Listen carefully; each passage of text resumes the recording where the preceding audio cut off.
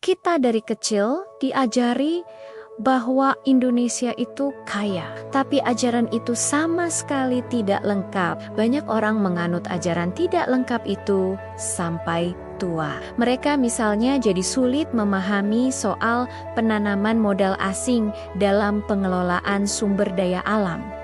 Padahal ini soal sederhana saja. Anda tinggal di sebuah pulau, di sekeliling Anda banyak ikan. Kayakah Anda? Tidak. Anda baru kaya kalau ikan-ikan itu Anda tangkap, Anda dapat banyak, misalnya 5 ton. Apakah Anda kaya dengan ikan 5 ton itu? Belum. Anda baru kaya kalau sudah berhasil menjualnya dengan harga bagus. Misalnya Anda jual dengan harga Rp20.000 sekilo.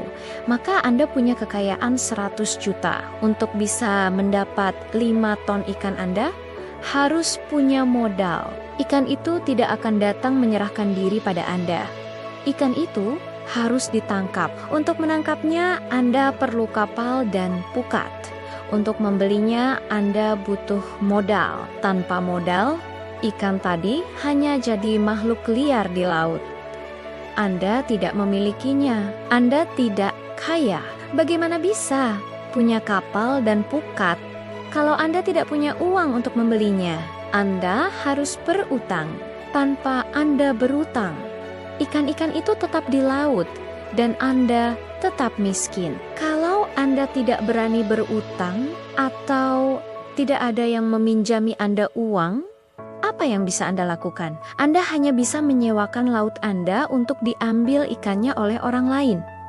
Itu kalau Anda dianggap pemilik laut itu, Anda hanya akan mendapat bagi hasil. Demikian pula, kalau Anda punya kapal dan pukat, tapi Anda tidak bisa mengoperasikannya, maka Anda harus membayar orang yang bisa.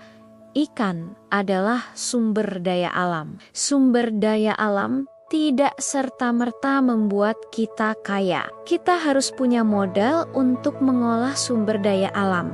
Tidak hanya modal, kita juga perlu kemampuan atau keahlian teknik untuk mengolah sumber daya alam itu. Apakah kalau kita sudah punya modal dan punya keahlian, kita otomatis jadi kaya?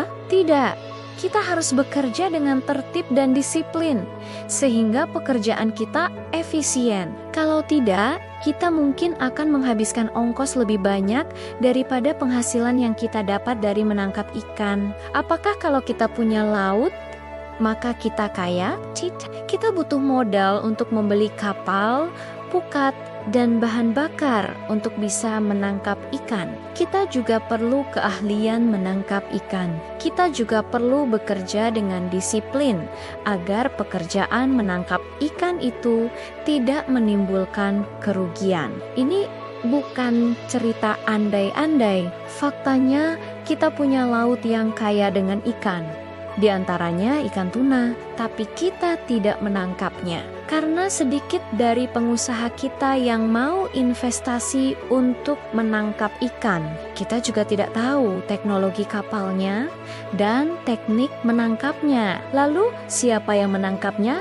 Orang asing. Kapal-kapal ikan dari Jepang misalnya datang ke perairan kita untuk menangkap ikan. Konyolnya, kapal-kapal itu mempekerjakan orang Indonesia sebagai pekerja kasar untuk menangkap ikan kita itu. Jadi, apakah kita kaya? Tidak.